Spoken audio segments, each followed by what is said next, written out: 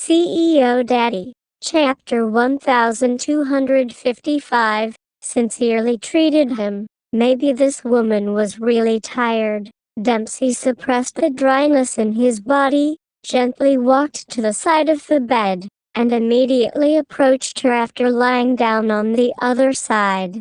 Dempsey stalked even closer to her, although he did not want her to warm his bed. In this day and night, when it was gradually getting colder, for someone to give him some warmth, it was still a pleasant feeling, as if she felt the scorching heat coming from behind her. Claire habitually turned around and hid herself in his embrace. Her two small hands were no longer at ease, and directly extended to his waist, stroking for warmth. Dempsey's thin lips slightly moved, smelling the clear fragrance in her hair and the unique and faint fragrance on her body. Dempsey closed his eyes and went to sleep at ease. It was a long night, but because of the nourishment of love, it was no longer a long time. Early morning had arrived, and winter snow had suddenly arrived, pushing open the curtains. The outside was already silver, the scenery unique. The colder the weather, the lazier Claire became. She was not so diligent.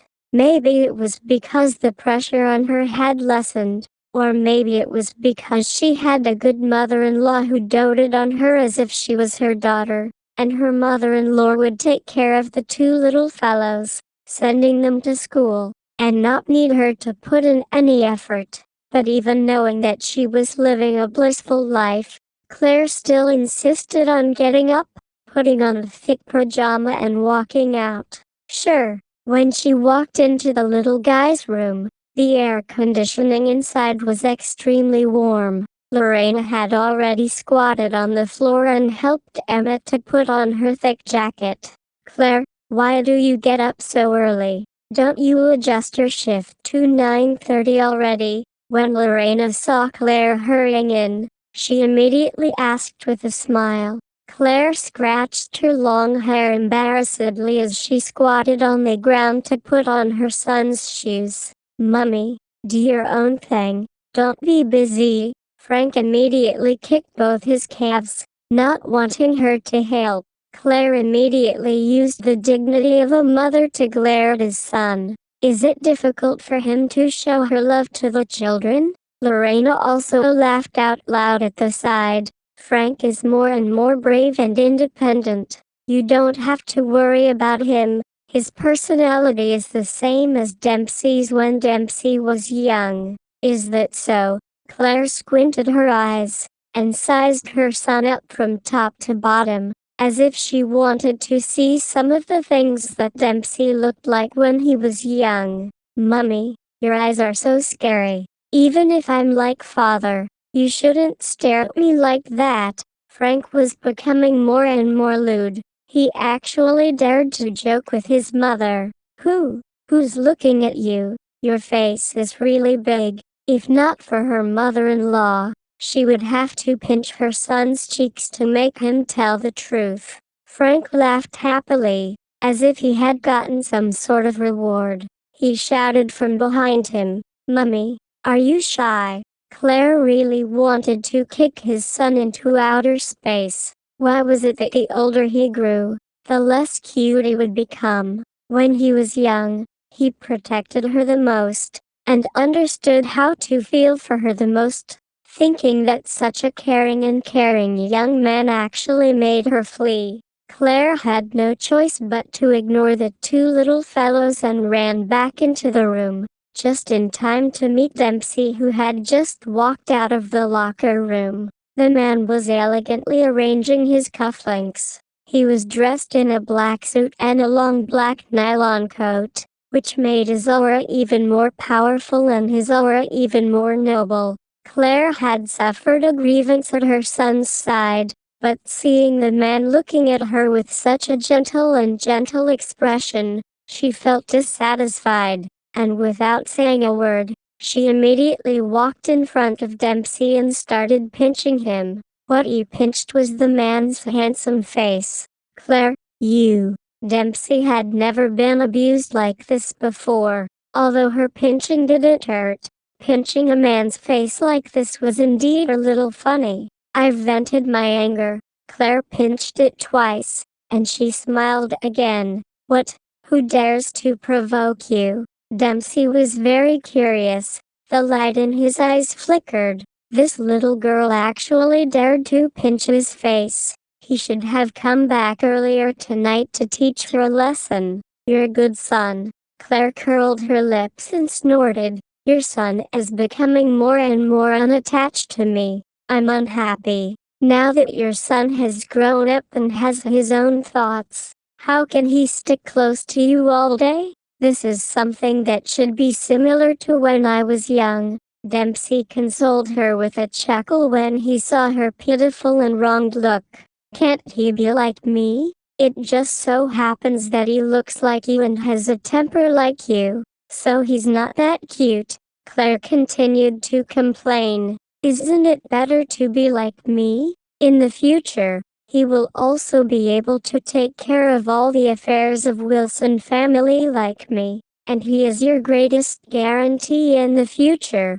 Dempsey teased her evilly. I don't need any protection. I have money and I have a career. Claire immediately retorted softly. Dempsey pursed his lips and suddenly said, I have a deep impression of what you have said before. I remember that I want to bribe you with money. You tell me that if I have money, it is not that big of a deal, because sooner or later, my money will all be yours, and my son's money will all be yours. At the time I was very angry. Your little mouth is truly capable of making up nonsense. Did I ever say that? Why can't I remember?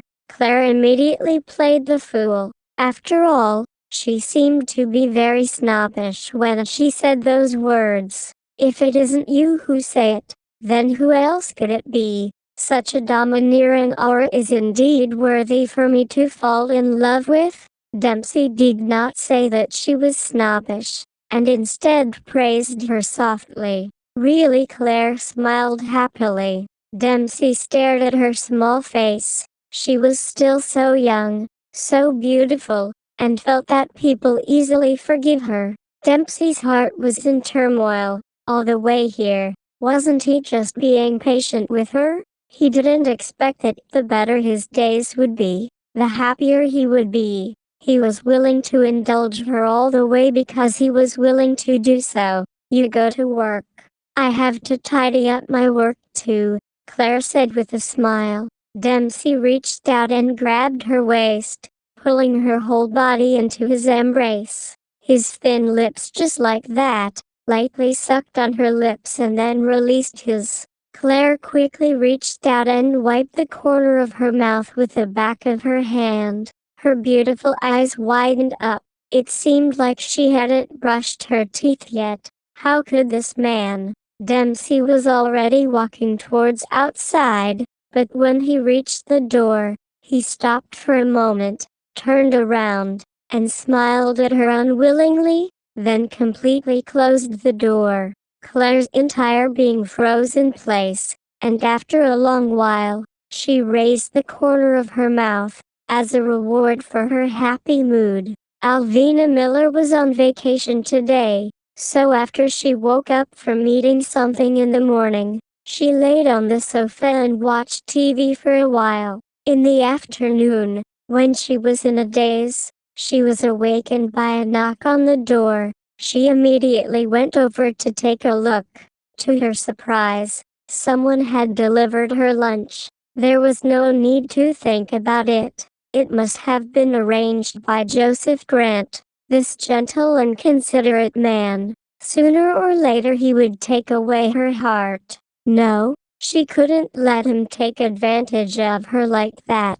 As Alvina Miller enjoyed her delicious food, she continued to compare notes secretly, but what she did not know was that the sincerity in her words that she refused to give had already fallen onto the man's body. After eating her fill, Alvina Miller continued her rare life of leisure. When she slept for an afternoon nap, There was actually snow outside the window. Wow, it's starting to snow. It's really winter. Alvina Miller was wearing Joseph Grant's wide pajamas. Because her pajamas were too thin, she couldn't find any way to pick up other men's clothes. It was warm enough. She rubbed her two little hands together, then blew towards the window, reaching her hand out to write. If it was in the past, she would definitely write her name first, because this was an instinctive reaction. But at this moment, she had unwittingly written down Joseph Grant. When she finished writing, she finally realized why she didn't put herself first. This was not scientific.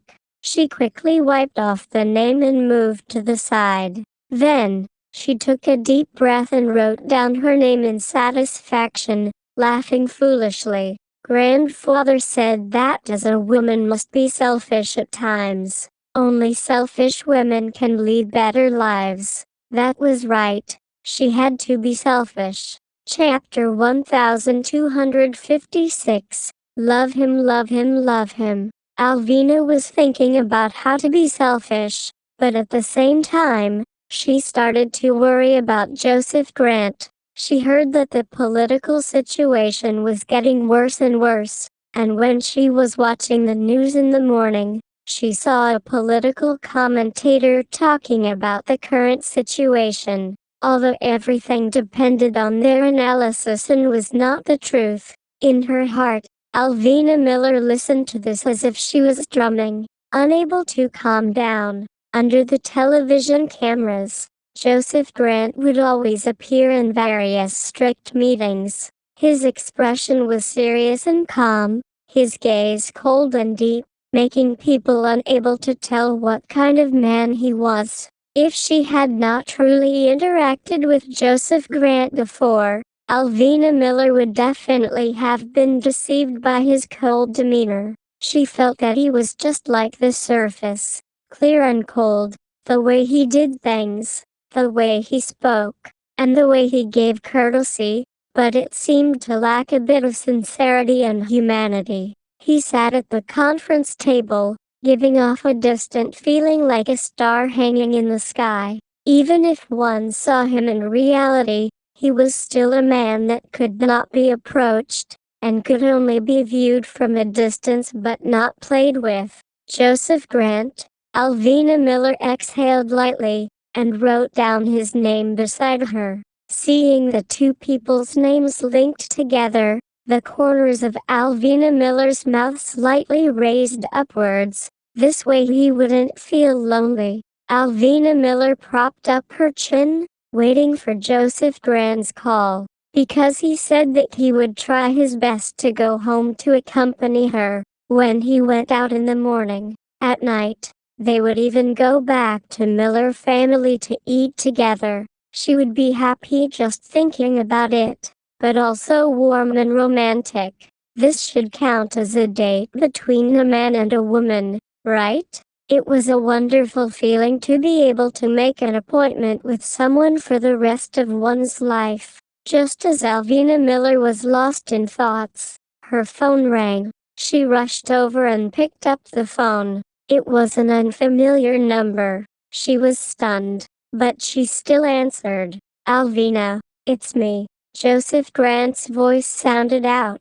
Is this your new number? Alvina Miller asked curiously. No, this is one of my reserve numbers. I don't want anyone to find out, Joseph Grant replied with a low laugh. Oh, why do you call me at this number? Will you be back early in the afternoon? Alvina Miller asked with a face full of anticipation. Alvina, I have received the latest information. Old president may have taken action against me, so I will probably ignore you for a period of time. Joseph Grant's voice suddenly became heavy. Obviously, he was also extremely angry at this. Are you in danger? Alvina Miller was so shocked that her fingers were holding onto her phone trembled, and her voice became worried. Don't worry about me. I'm on guard. I'm just afraid that you'll be dragged into this.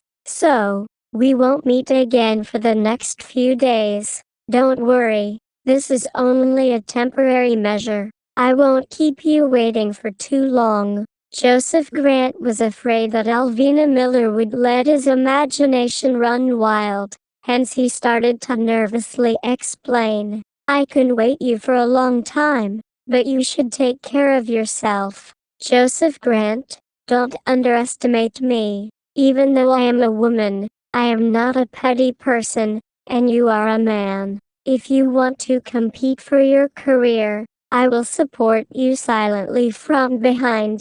Alvina Miller could know that he was worried that she would be angry, so she immediately gave him a carefree answer, reassuring him. I know that you are a very reasonable and good girl, and I know that you will understand me, but it is precisely because of this that I feel sorry for you. Alvina, I will let you stay in that house for a few days, and I will probably return to my mother's side for a few days. In this way, people can also detect that our relationship is not very good. Naturally, they will not do to you. Joseph Grant had decided to do the same before, but he didn't know why he had been looking for an opportunity to meet her at the office, and then pounce on her when he returned home. Now, facing such a serious situation, he could only harden his heart and temporarily cut off their mutual thoughts. I know you're thinking for me. Don't worry, I'll cooperate with you until the end, but you have to keep your word. You promised to marry me, so don't go back on your word. When Alvina Miller finished speaking, her voice was getting softer and softer, to the point that it sounded like she was about to cry. When Joseph Grant heard her crying, his heart suddenly tightened and waves of dull pain hit him. What he was most afraid of was her tears. This feeling made him feel uncomfortable. I won't go back on my word. I will do everything I promised you. Can you stop crying? At this moment, other than comforting her, there was nothing else that Joseph Grant could think of.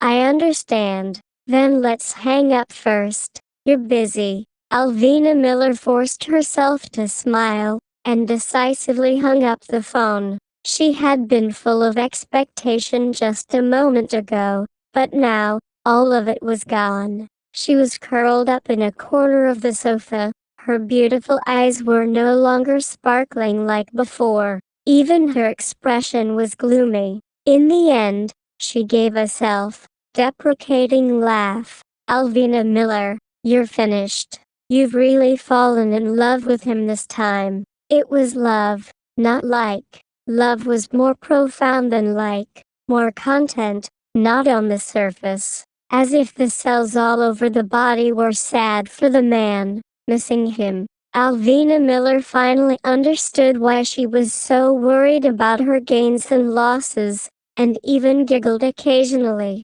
She was getting more and more confused about her own emotions, and it turned out that all of this was because of love. She had fallen in love with Joseph Grant. That man was really charming. He had actually made her, a woman who kept her distance from men, carve her name into her heart in just a short month. How annoying, Alvina Miller muttered. Pleasant, but can't get tired of it. I'll be going to work tomorrow. We might be able to catch a glimpse of him from afar. Alvina Miller suddenly did not like the feeling of taking a vacation anymore. Her heart was empty. It was better to go to work. It was full. It let people not have time to think. The phone beside her hand rang again.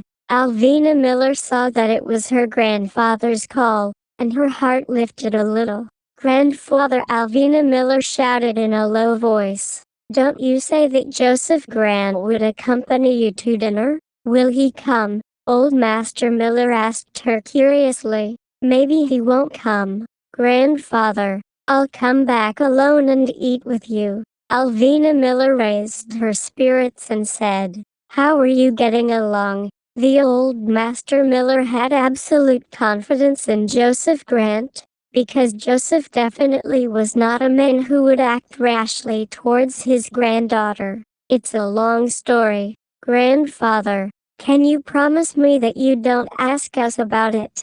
I don't want you to be unhappy. You only need to know that I'm happy and not sad. Alvina really didn't want grandfather to know the truth. Grandfather would definitely cry out for her injustice, and even grandfather would be willing to accept this act. But since grandfather doted on her so much, he would definitely worry about this matter. Alvina, tell Grandpa if you have any difficulties. Grandpa will think of a way for you. Old Master Miller was still very worried about her. Grandfather, I will solve any difficulties myself. Don't you teach me this since I was young. Just give me a chance to show off. I don't have any feelings for Joseph Grant. It's impossible for him to hurt me emotionally. Alvina Miller could only say something that went against her heart, and which put grandfather at ease.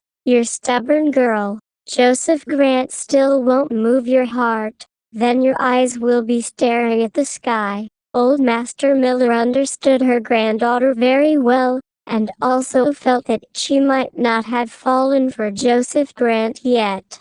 As long as she did not change her feelings, everything could be discussed. Grandfather, I'm staying here to protect my life. I know my future plans very well, and I won't let my love grow. Don't try to persuade me anymore. Alvina Miller pursed her lips lightly on purpose. Was it Joseph Grant who was bad to you? No, no, on the contrary, he treats me very well. He is very courteous and considerate. I live quite well here. Alvina Miller quickly smiled. This was the truth. If he becomes president, you still have no feelings for him. Grandpa won't force you. You can find whoever you want, Old Master Miller said in a domineering tone. Grandfather, you said it before, money is a sense of security. I have so much security. I won't ask for a beating.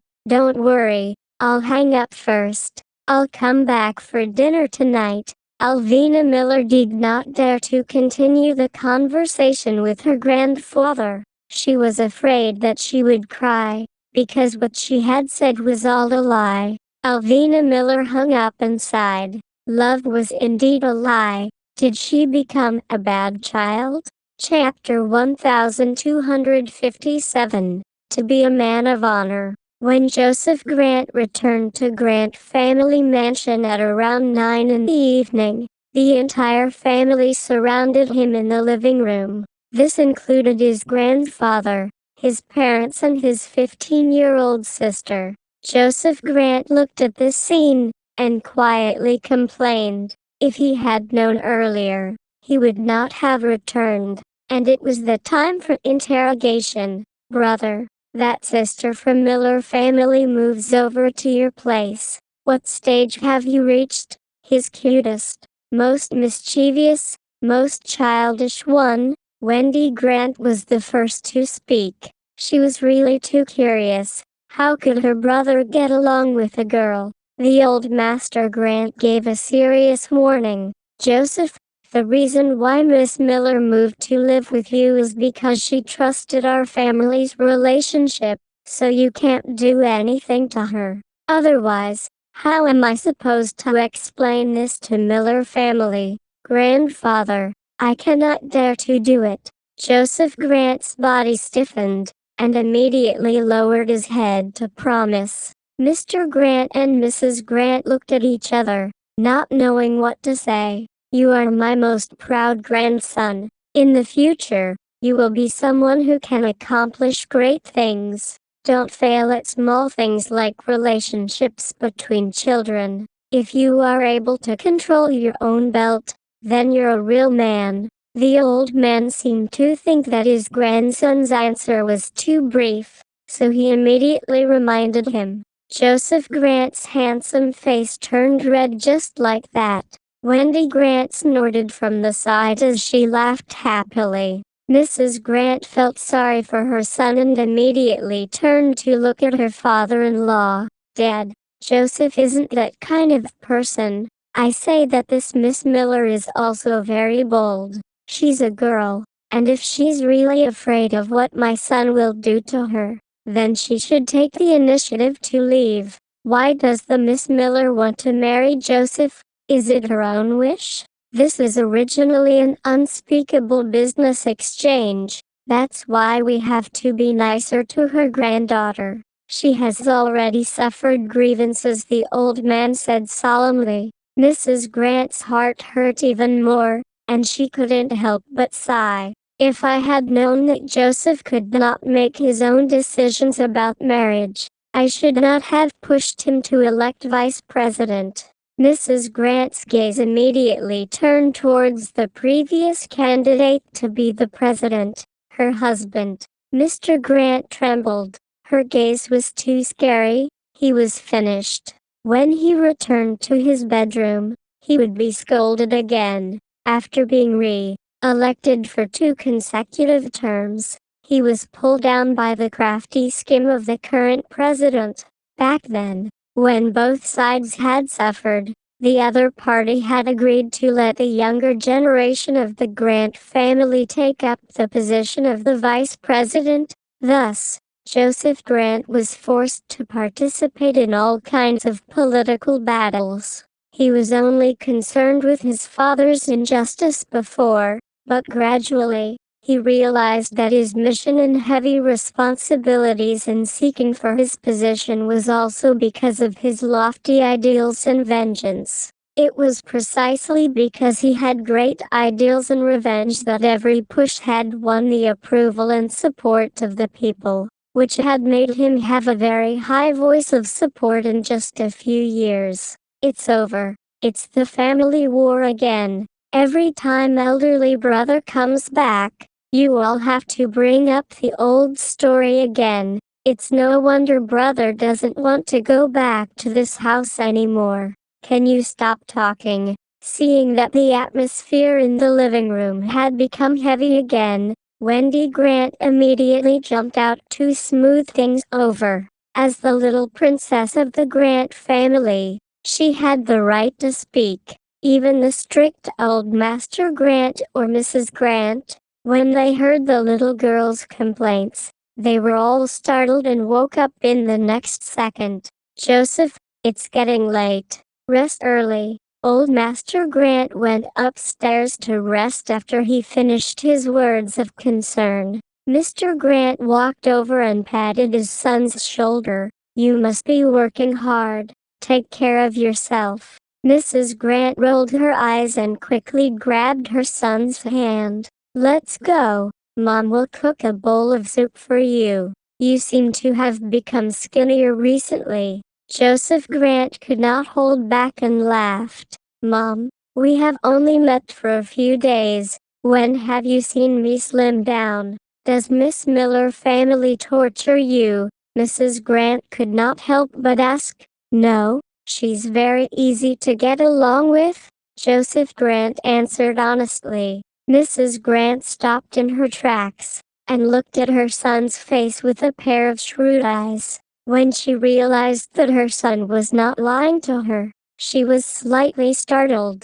Isn't she the young Miss of Miller family? She should have a temper. You have never had a girlfriend before, so you don't know how to get along with a woman. I'm really afraid that you'll be wronged. Your grandpa really is too old. Why does he arrange such a marriage for you? Mom, Alvina has a very good personality, and she's also very simple and cute. I get along very well with her, and really, there's nothing you are worried about. Joseph Grant didn't want his mother to doubt him, so he hurriedly spoke up for her. All right, I know that you are very tolerant. How about this Miss Miller? I will judge for myself. You don't speak up for her. Mrs. Grant laughed angrily. Mom, are you going to see her? Joseph Grant's handsome face tensed up as he asked nervously. That's right. There shouldn't be anything wrong with it. Mother-in-law wants to meet her future daughter-in-law, right? Mrs. Grant glared at her son in dissatisfaction. Yes, you should. But, Mom, if she's too nervous and says something or does something that makes you unhappy, don't blame her, okay? Joseph Grant was already worried about the woman's reaction. Look at how nervous you are. Are you going to forget your mother once you have a wife? Mrs. Grant was shocked. Her son's act of protecting his wife was too obvious. It sounded like she was going to make things difficult for her son's wife. Alice, I couldn't help but feel very sad. Joseph Grant's handsome face instantly flushed red from his mother's angry glare. All right, wait here. Mom will heat up a bowl of chicken soup for you. Mrs. Grant was too lazy to bother with his daughter-in-law anymore. In any case, no matter how much her son liked her, it would not change the fact that he was her son. Joseph Grant was a high and mighty vice president. At home, he was the son of his parents. He never missed his own identity. With a ponytail, Wendy Grant hopped over to his brother's side and sat down. Her two small hands supported her chin, blinking with her clear black and white eyes, as she stared at her big brother without blinking. Joseph Grant cast a glance at his sister, and could not help but ask while smiling, "What are you looking at, brother? Have you kissed her?" Wendy Grant blinked her big eyes, and asked with a low voice. Joseph Grant trembled. His handsome face immediately became serious. Children are not allowed to ask questions of the Lord. I'm not young anymore. I'm 15 years old, and I'm just concerned about you.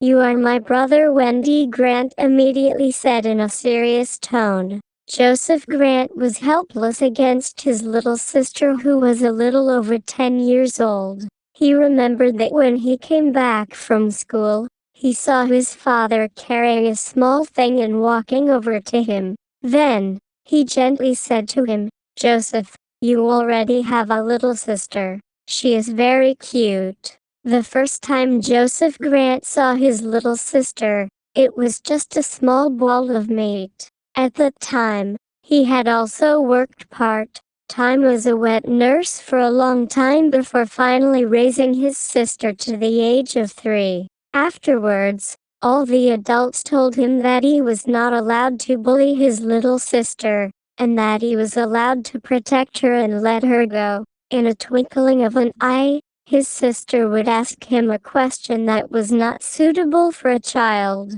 Time passed quickly, and her sister became a strange little girl. Right now, the most important thing for you is to study hard. Upwards ho! Joseph Grant reached out and pinched his little sister's cheek. "Brother, is that sister pretty? Is he as pretty as me?" Wendy Grant pushed her brother's hands away and continued to ask her questions. "A little more beautiful than you." Joseph Grant said something enmity. "What? Don't you say that I'm the most beautiful girl in the world since I was young? You liar." Wendy Grant immediately glared at him in anger. Joseph Grant thought about it carefully. He seemed to have said something irresponsible like that before, but she was only 5 or 6 years old at the time. "All right, you're a bit prettier than her. Bro, you're so hypocritical. I'll tell my future sister-in-law to know and ask her treat you." Wendy Grant pouted again. "Wendy, are you really going to betray your brother?" Joseph Grant didn't know whether to laugh or cry. If I want to curry favor with my future sister-in-law, I can only betray you." After Wendy Grant finished speaking, she immediately turned around and ran away. Chapter 1258. I just wanted to see her. Joseph Grant thought that they would not meet again in the short term. Alvina hoped that what he said was short, term maybe for 1 or 2 days, but what she had never thought of was that it had been 8 or 9 days since the time they had turned around. Alvina Miller returned to his house alone. Although there was someone who would come to the house regularly during dinner, so she wouldn't starve, she still felt empty and lonely. She really wanted to see Joseph Grant again. That desire almost made Alvina Miller go crazy. She never knew that thinking about someone was such an uncomfortable feeling. It was as if one's soul was completely empty. Today, Alvina Miller was really unable to control herself. After learning that the Mr. Vice President was holding a meeting in a conference room on the 3rd floor, Alvina Miller took the initiative to brazenly ask Carl Black to be the receptionist on the 3rd floor. Carl Black greatly appreciated her thick-skinned courage, so she raised her hand towards her. "You go with Kelly." Alvina Miller immediately beamed as she turned around. Seeing Kelly in a daze, she lightly nudged her with her arm. "Kelly, let's go." Kelly seemed to have woken up from a dream. Her face suddenly flushed red. She turned and followed Alvina Miller out of the office. The meeting was scheduled for 3:30 in the afternoon, and they were in the conference room an hour ahead of schedule. While wiping the table, Kelly said to Alvina Miller, "Alvina, have you heard that the Vice President has just proposed to demolish the area where my family was built? He is truly a good leader who cares about the people." Alvina Miller was seated on her desk with a bottle of mineral water. Suddenly hearing Kelly's words, she was stunned. "Is that so? When did this happen?" She spent the last few days madly thinking about that man, and she really wasn't concerned about national affairs at all. As for what Joseph Grant had accomplished, it also wasn't within her scope of attention. She was very vulgar and worried about when she would be able to see him again, and when she would be able to eat the spaghetti that he had made. Just yesterday, it passed the council's review. I heard that it was the vice president that insisted on settling that region. Alvina, if my family were to be demolished, would I become rich too? Our village counts as the center of the city. Although my family only has a 3 stores building, I do some calculations, and if the government really tear it down, my family would have almost $10 million in demolition money. Kelly said happily. The man she liked was actually fighting for her benefit. Oh God, she almost thought that it was because Mr. Vice President was concerned about her living environment that she resolutely proposed that plan. Then congratulations. Even if you become the 2nd generation of breaking, you won't need to walk such a dangerous street home anymore. Alvina Miller was truly happy for her. But after thinking carefully, could this be related to her previous suggestion? Was it because Joseph Grant listened to her opinion that he solved it so quickly? With such quick and decisive style of doing things, it really was like a man's responsibility. Alvina Miller's heart could not help but beat even faster. Yeah, when I have the money, I must dress myself up properly. Alvina, the cosmetics you use now must be very expensive. I really envy your family for being so good. Unlike me, I need to save money to buy decent cosmetics. Life is so difficult. Kelly already treated Alvina Miller as a good friend that she could pour out, so she didn't mind laughing at her own awkward state. Alvina Miller laughed dryly. I am just reaching out my hand to ask for money. I can't compare to you. You are the one relying on your own ability. I am an old clansman, the kind of person that people despise the most. Alvina, you are the most easygoing person I've ever met in my life. In fact, we have a lot of rich people in our office, but don't you see how proud they are? They all serve the people. and yet they act as if they are born to be superior. After praising Alvina Miller, Kelly stomped hard on some of the people she was not used to. Kelly, don't talk about them like that. It's already amazing that they can put down their status and come to work here. Alvina Miller, on the other hand, took the grudges between these women lightly. She did not have the time to meddle in other people's business. Hurry up, we don't have much time left for the meeting. Kelly looked at her watch and urged her on. Thus, the two of them went out after arranging the meeting room. The two of them waited respectfully at the side of the meeting room's door. From afar, they saw a group of people walking towards them. This time, the guests were not foreign guests, but the leaders of the office. The leader was the young and handsome Mr. Vice President Joseph Grant, and beside him was his trusted aides and a group of people. When Joseph Grant saw Alvina Miller from afar, his gaze never shifted away from her again.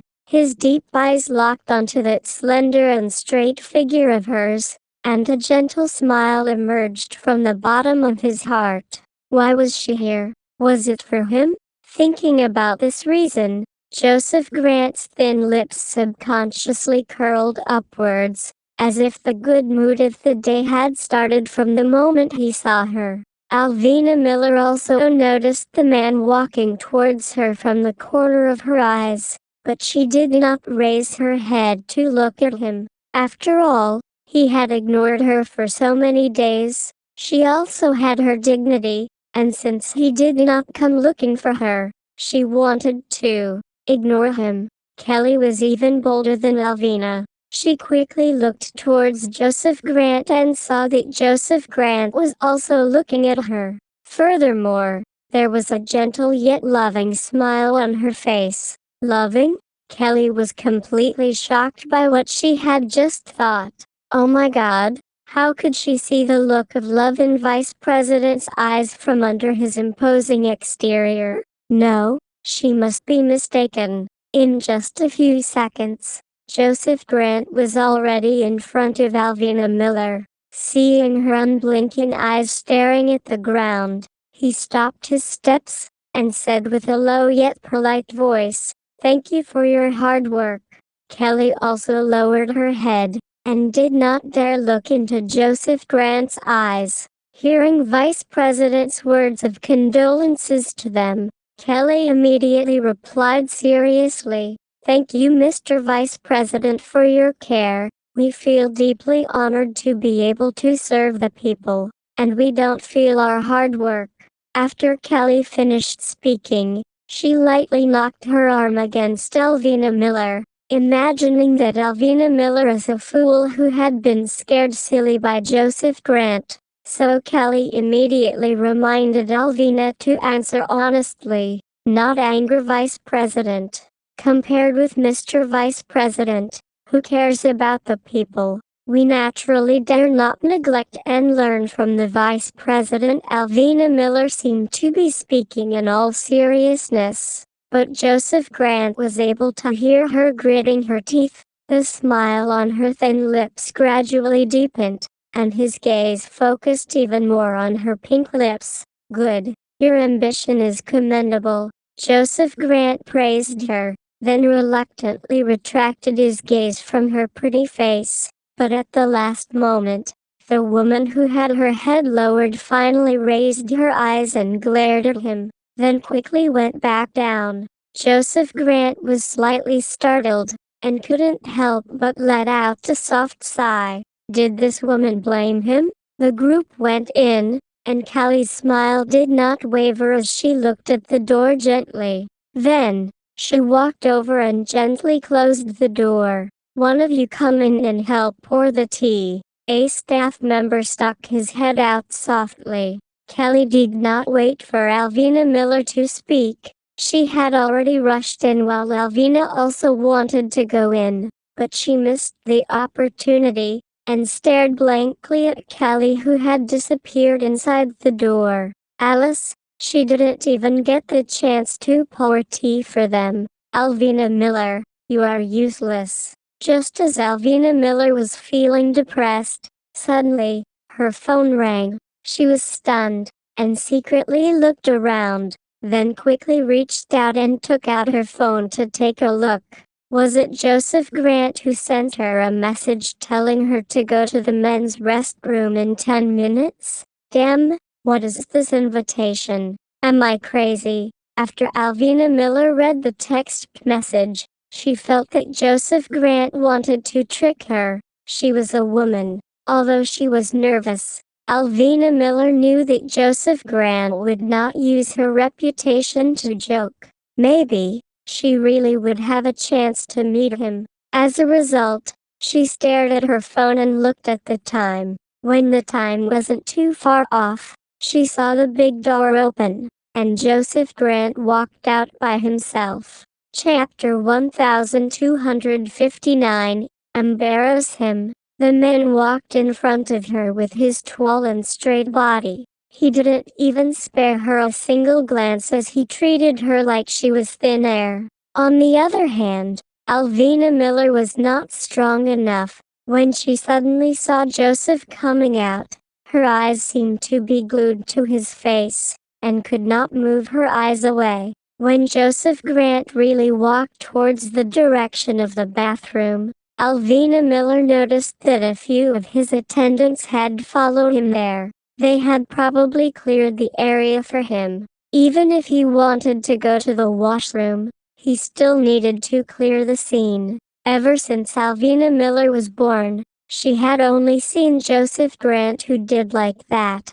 Alvina Miller's beautiful eyes looked around. In the end, she still mustered up her courage and lowered her head to walk towards the washroom quickly. The men and women bathroom was facing the door, and there were fewer people there. So when Alvina Miller went over, the staff looked at her amiably, but did not ridicule her. Alvina Miller's embarrassed face flushed, but she must admit that the skills Joseph Grant used to train his subordinates were truly brilliant. They could even act so amiably as a cover for. Alvina Miller stood in the middle of the two entrances and was momentarily in a dilemma. She had never had such difficulty deciding one thing in her entire life. In the past, she had only dared to sneak a peek at the entrance to the men's restroom, but she absolutely did not dare to step inside. "Don't you want to come in?" Just as Alvina Miller was in a daze, a male voice with a low chuckle came over from the men's restroom. Alvina Miller turned around, and saw the man opening the door with one hand, while the other hand was in his pocket, looking at her with a gentle expression. Alvina Miller bit her lips and fearlessly went through the door. The man was still standing by the door. She walked in a bit hurriedly, but once she entered, she directly bumped into him. Ouch! Alvina Miller's forehead crashed into his hard chest, causing her to deliberately exaggerate as she cried out in pain. Joseph Grant quickly closed the door, lowered his head to check her forehead, and said warmly, "Does it hurt? Let me see." The man's finger was already about to touch her forehead, but Alvina Miller pushed his hand away angrily and turned her back. She said angrily, "Vice President likes to date in the washroom. This interest is really hard for ordinary people to accept." "Alvina, are you angry?" Joseph Grant's handsome face darkened. His voice was full of regret and depression. Alvina Miller turned her head fiercely, her clear eyes focused on the man's face. Of course she was angry. She had not contacted him for so many days while he had never come looking for her, which made her to live alone in his house. "I'm sorry," the man apologized in a low voice. Alvina Miller was slightly stunned. The way Joseph Grant apologized was very sincere, causing her remaining grievances to disappear as well. "Forget it. I won't bother with you." Alvina Miller raised her small hand. She was only saying that she was angry, but her heart was not angry at all. On the contrary, her heart was beating faster upon seeing him. "Let me see." Joseph Grant saw that she was not angry anymore, and continued to touch her forehead, which had a small patch of red. He immediately felt the urge to help her rub it. However, before he could even rub it, he felt a delicate body hit him in the chest, followed by two small hands tightly wrapping around his well-built body. Joseph Grant's body froze. He did not expect her to be so passionate. A burst of joy flashed across his heart. Following that, he extended his hand and held her tightly. The two of them embraced each other like this for a good while. Joseph Grant lowered his head and felt that the girl had lifted her eyes as well. In the next moment, she hefted her toes and stuck her pink and sweet lips on his. Joseph Grant was shocked once again. He lost all of his rationality, and after going through her lips, the man suddenly became crazy too.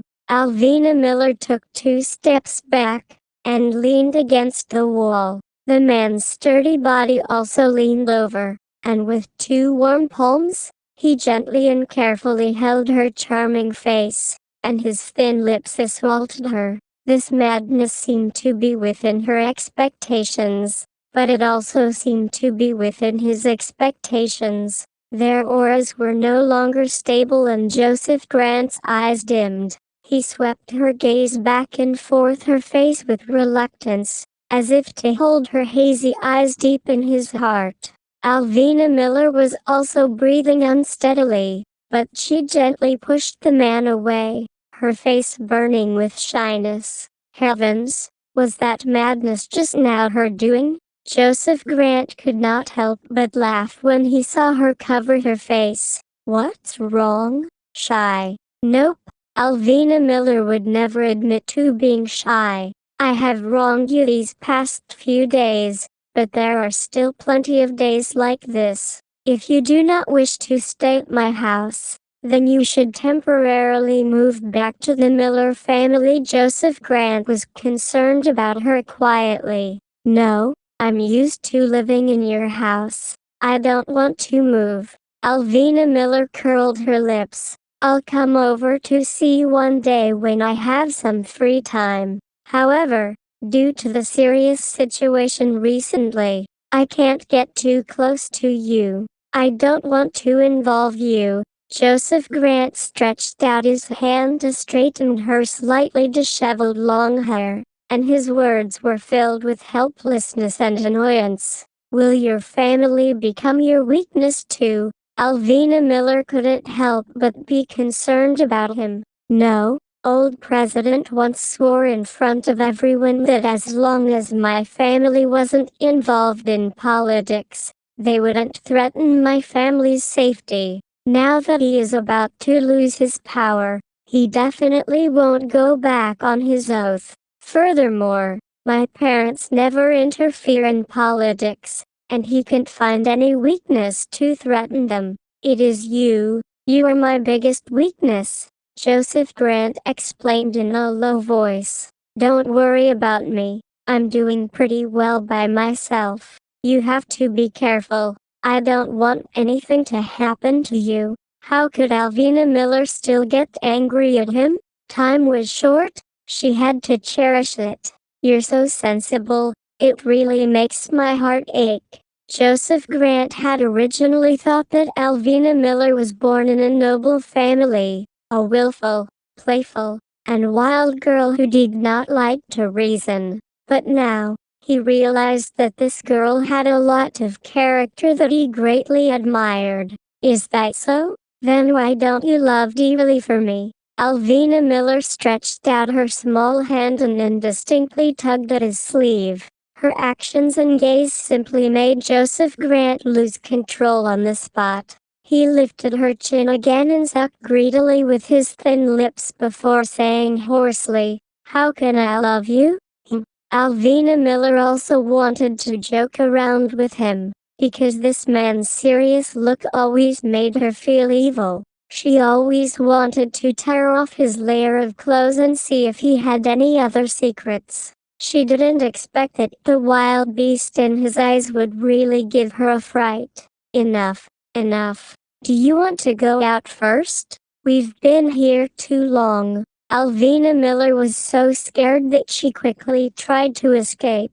Joseph Grant bit his lips. This girl was really ruthless. She had piqued his interest just now, and now she personally poured a bucket of ice water over him. He was in pain, but she acted as if nothing happened. You go out first. I'll come out later. Joseph Grant also knew that it was about time. He couldn't delay for too long. Joseph Grant, say something that you love me. Alvina Miller opened the door, but did not immediately head out. Instead, she turned her head and maliciously raised her eyebrows as she requested, Joseph Grant, are you telling me or not? If you don't want to say it, then I leave. Alvina Miller even threatened him. It was really too hard for a strict and dull man to suddenly say such sweet words of love for her.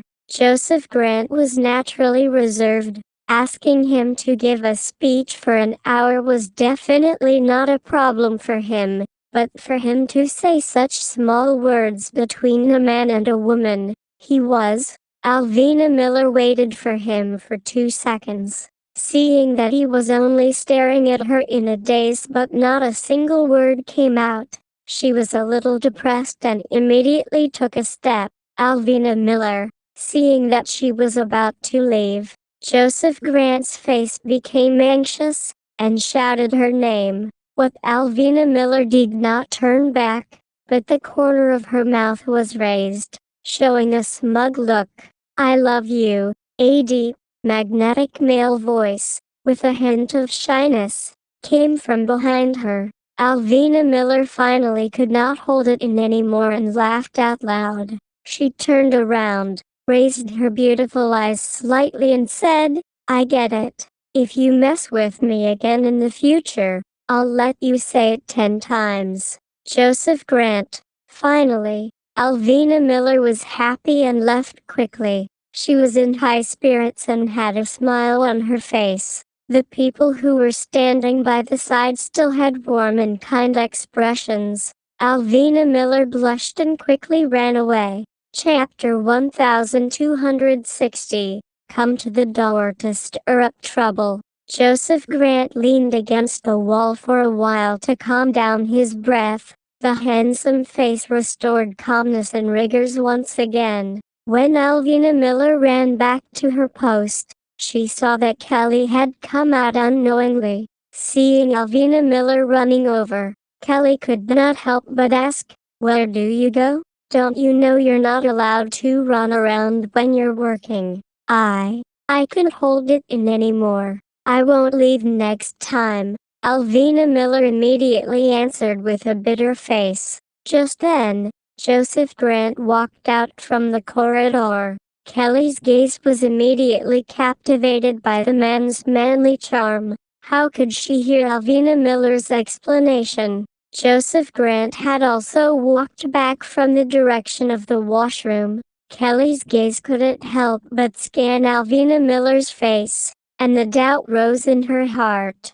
Vice President Kelly immediately greeted Joseph Grant respectfully as she passed by. Yes, Joseph Grant responded indifferently, and pushed the door to enter. However, Alvina Miller's eyes were staring at the ceiling. Just now, Joseph was clearly burning with passion inside the washroom. Why did he look like someone owed him money again?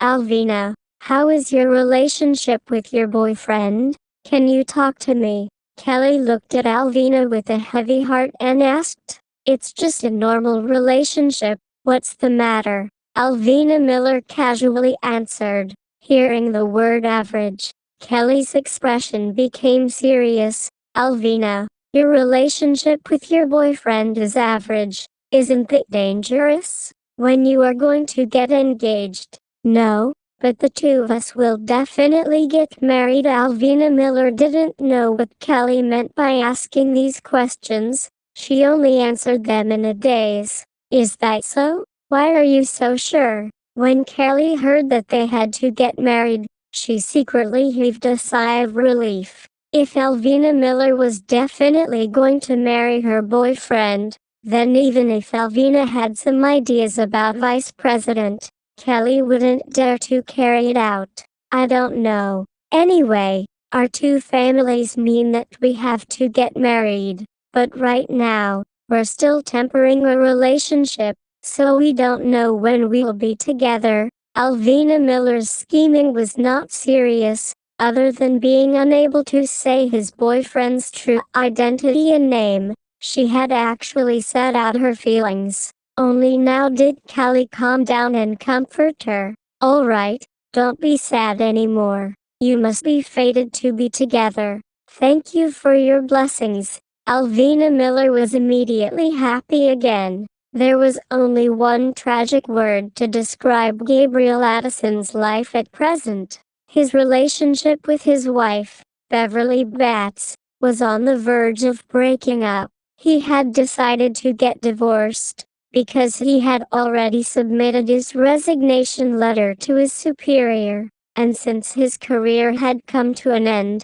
the marriage he had worked so hard to maintain should also come to an end. Unfortunately, Beverly Batts did not want to divorce him. From her initial shock, anger, urging him to stay, and the crying, she calmed down, and decided that she would not give Gabriel Addison a chance to free herself. Even if they no longer loved each other, she would definitely not divorce him. Gabriel Addison could do nothing about her, because she had the support of her mother's family. But Gabriel Addison was about to lose everything. Gabriel cannot get the divorce. Not only was he unable to get divorce, Beverly Batts had elective proof of his disloyalty. She finally understood why her husband, who had doted on her in the past, had become a cold-blooded and heartless stranger, and the reason was that he had other women. Furthermore, Beverly Batts already knew who this other woman was. Beverly Batts was also a strong character. She found out that there was something fishy. It was definitely impossible to ask her to keep quiet. Hence, she brought along some evidence and went to find Belen directly. She was deliberately picking up Bale's working time to find Bale at her company. Beverly had a high air passage through the hall, wearing a set of famous brands that glittered with precious light. She wished that she could put on all the things that could reveal her identity and status, so that people could see that she was a noble woman who can't easily offend. With a darkened face, Beverly Batts directly went to the entrance of Belen's office and was stopped by the front desk. "Madam, who are you looking for?" "I am looking for Belen," Beverly Batts said with a disdainful tone. "Do you look for Miss Ann? Do you have an appointment?" "Our Miss Ann is a little busy." The lady on the front desk smiled politely. "Yeah, I know she's very busy, trying to seduce other people's husbands.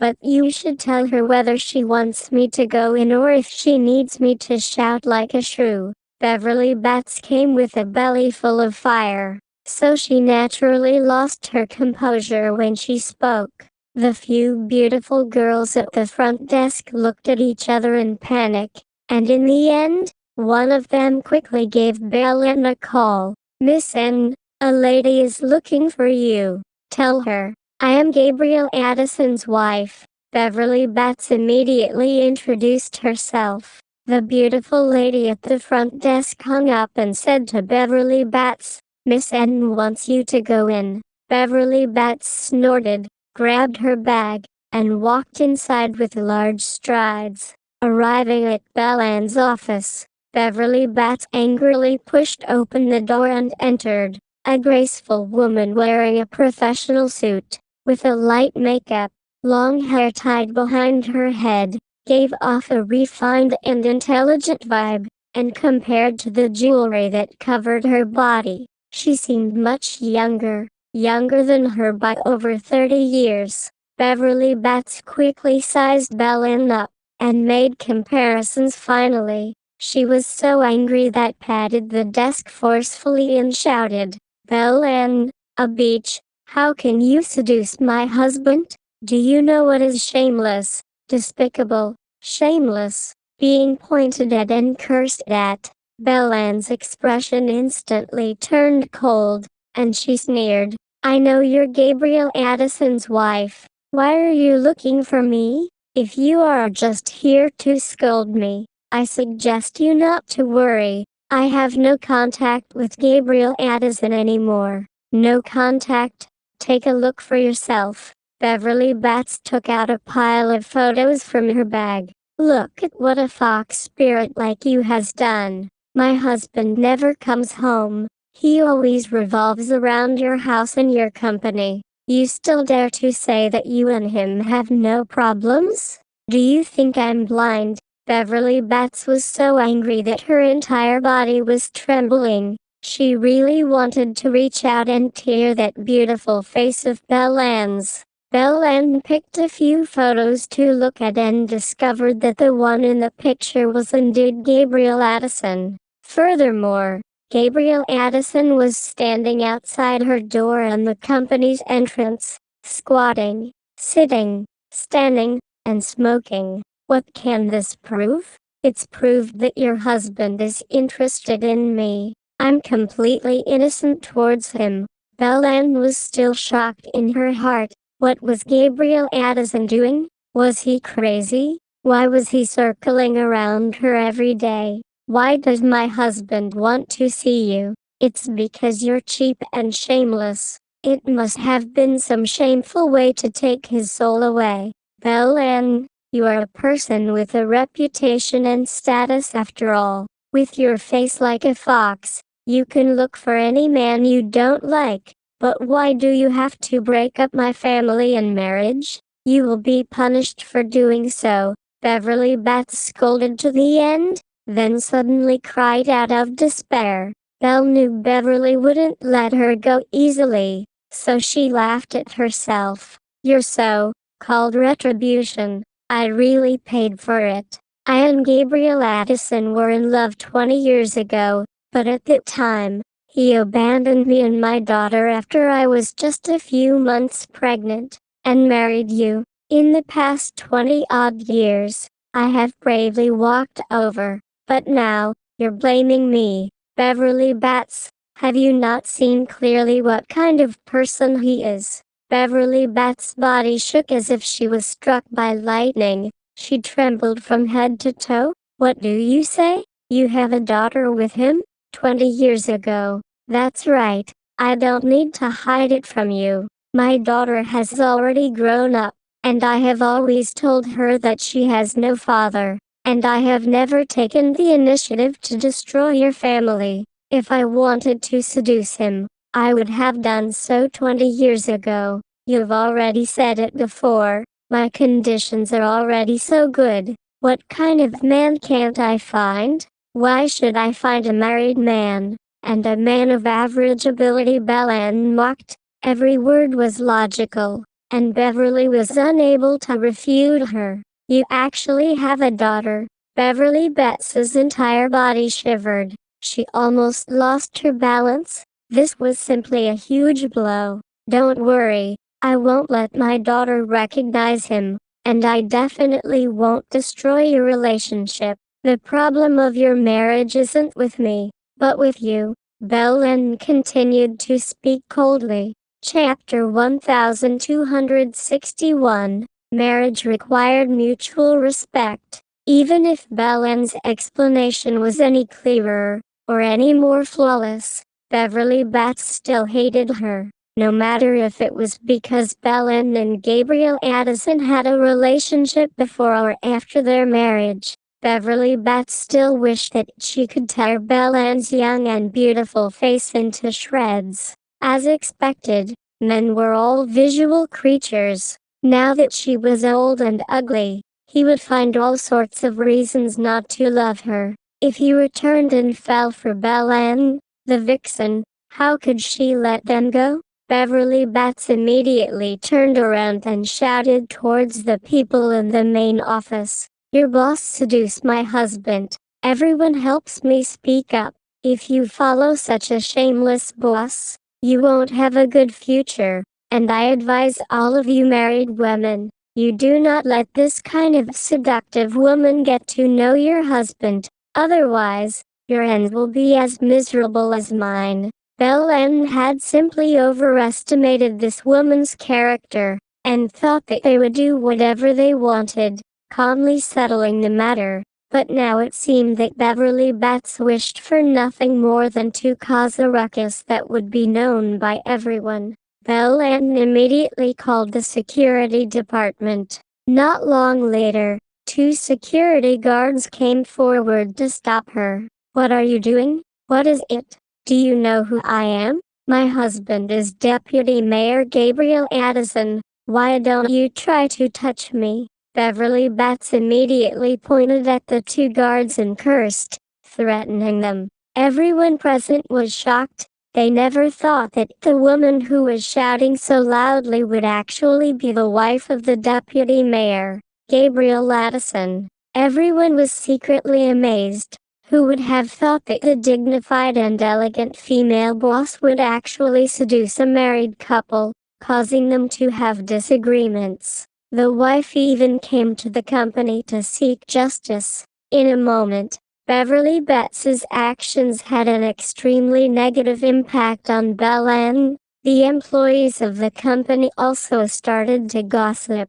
Some people would see Gabriel Addison often loitering at the entrance of the hall, so they would naturally deepen the mysterious relationship between Belle and Gabriel. "Madam, please calm down. This is the office area, and your noise will affect the work of others," the guard advised her patiently. "Hey, I just don't want this bad woman to work and win. If you dare to touch me, I'll punish you." As Beverly Batts said that, she folded her hands in front of her chest and sat on the sofa. Seeing that she was a woman, the 2 guards didn't feel right going forward to pull her, so they could only helplessly look for Belen to ask for a solution. Belen had just called Gabriel Addison, and when Gabriel Addison heard her wife coming to her company making a ruckus, he was extremely shocked and was rushing over. "Let her cause a ruckus. You guys go back to your posts first." Belen did not dare make things difficult for the 2 guards. More than 10 minutes later, Beverly Batts was still sitting in her seat crying as she scolded, while complaining about Belen's evil deeds. In short, she treated the word unspeakable as if it were nothing, and wished that everyone would know about her family's ugly appearance and see how many people could sympathize with and pity her. Those who had listened to Beverly Batts's curses with interest before, now they felt goosebumps all over their bodies when they saw how Beverly Batts broke all ties between her and her husband one by one. One of the male clerk thought that if his future wife was like this woman and ran in front of others to complain about his faults, it would be like a nightmare. Some of the women, from their sympathy at the beginning to their annoyance in the end, were dissatisfied with Beverly Batts's actions that affected everyone's work. Finally, a middle-aged man pushed open the glass door and walked in quickly. "Hubby, husband, you came. She scolds me and bullies me." Seeing Gabriel Addison walking over angrily, Beverly Batts immediately ran over and acted pitifully.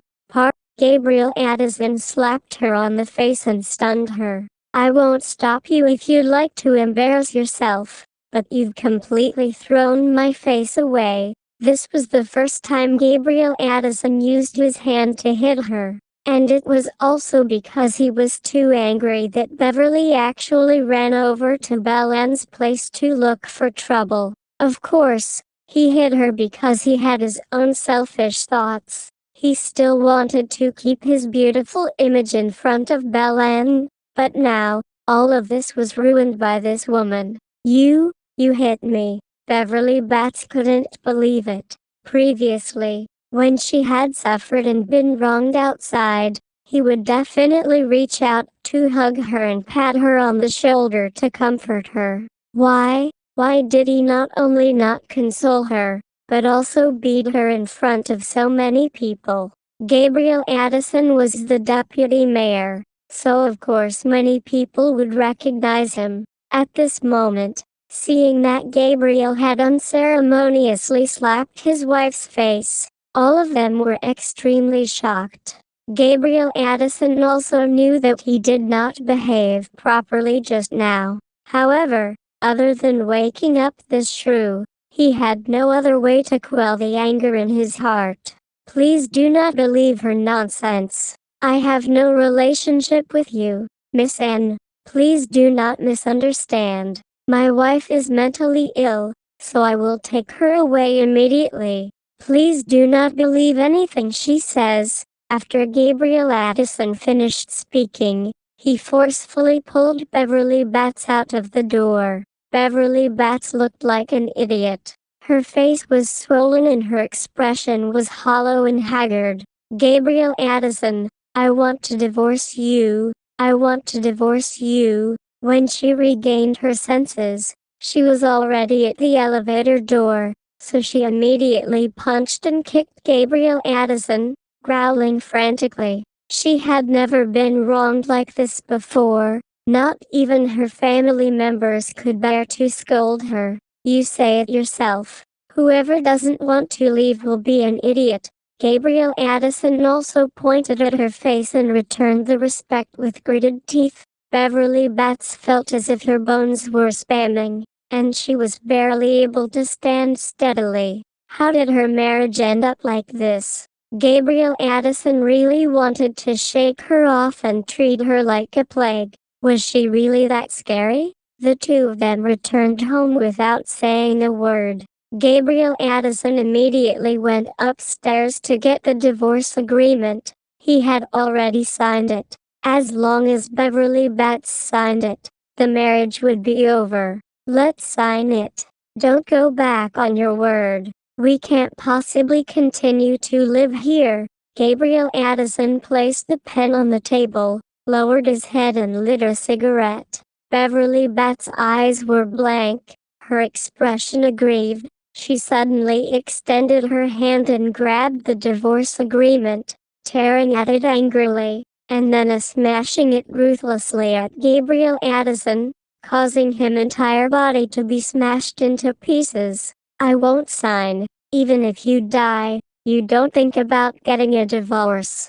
Gabriel Addison, since you don't love me anymore, then let's torture each other to death. I have plenty of money, but what about you? You'll end up like a dog, unable to even eat food. If you have the guts, go and sue me. I'll see if you dare. Beverly Batts had finally awakened. Her personality was already extremely extreme. Once she thought of signing for a divorce, Gabriel Addison could look for another woman, or even try to reunite with Belen. She would definitely hate him to death. She would definitely not let him do as she pleased.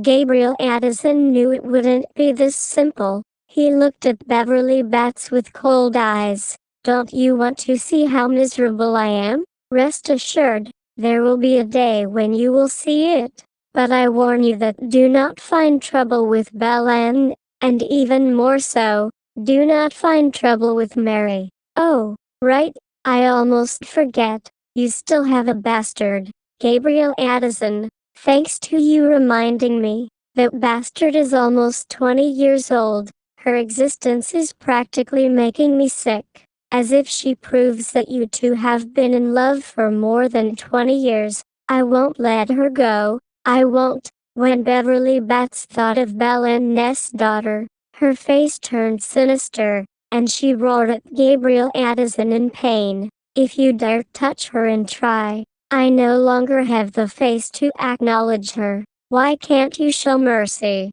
Beverly Betts, do you know why you are not living a happy life? Do you know why I'm not happy? Because you've been driving me like your slave from the beginning. Have we spoken of fairness in this marriage? I've served you from beginning to end, working as your slaver. Gabriel Addison also wrote out the sorrow in his heart. Beverly Betts's entire body froze. Her eyes that were as big as bells stared straight at the man with sorrow. The love she thought she had was the tolerance of this man. How sad.